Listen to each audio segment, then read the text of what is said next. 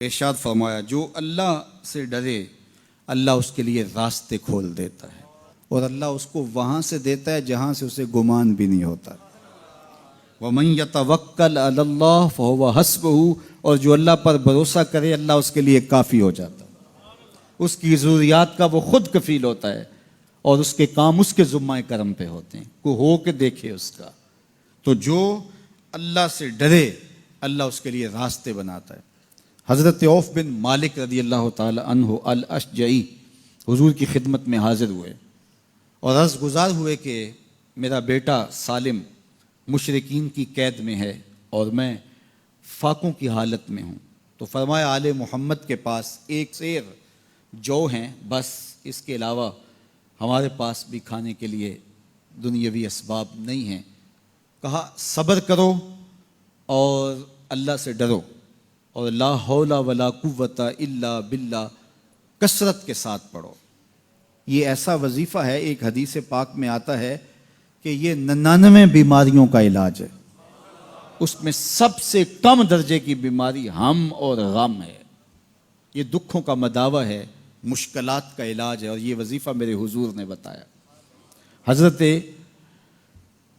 ابو ذر غفاری رضی اللہ تعالیٰ عنہ کو حضور نے 5 چیزیں بتائی تھیں، ان میں سے 5ویں چیز یہ تھی کہ ابو ذر کثرت کے ساتھ لا حول ولا قوت الا باللہ پڑھا کرو۔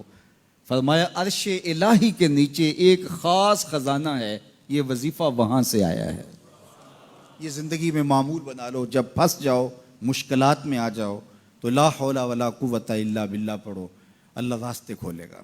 تو حضور نے 3 چیزیں فرمائی، اللہ سے ڈرو، صبر کرو اور کثرت کے ساتھ لا حول ولا قوت الا باللہ پڑھو۔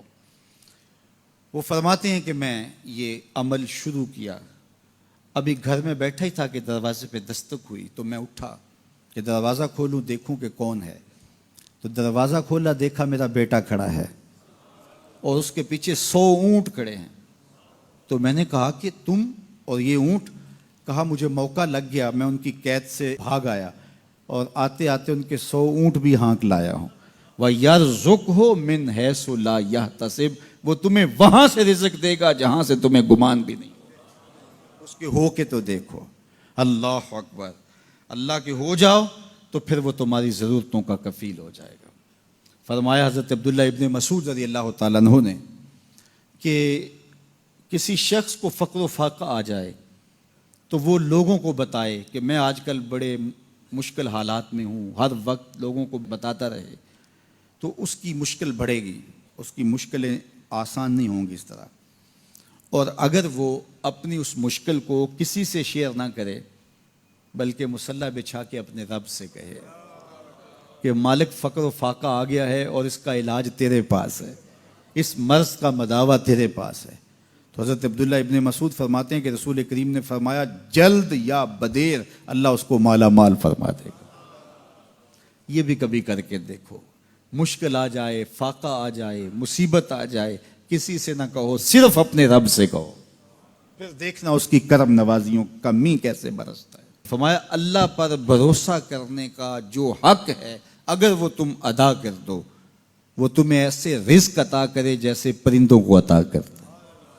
ہم تو دکان پہ جانا ہوتا ہے، فیکٹری میں جانا ہوتا ہے، ہم اپنے کاروبار پہ جانا ہوتا ہے، نوکری پہ جانا ہوتا ہے، مزدوری پہ جانا ہوتا ہے، ہمیں پتہ ہے کہاں آج صبح جانا ہے، لیکن پرندوں کو کوئی پتہ نہیں ہوتا کہاں جانا ہے، راس المال بھی نہیں ہوتا، لیکن صبح نکلتے ہیں، شام کو کبھی بھی خالی پیٹ نہیں آئے۔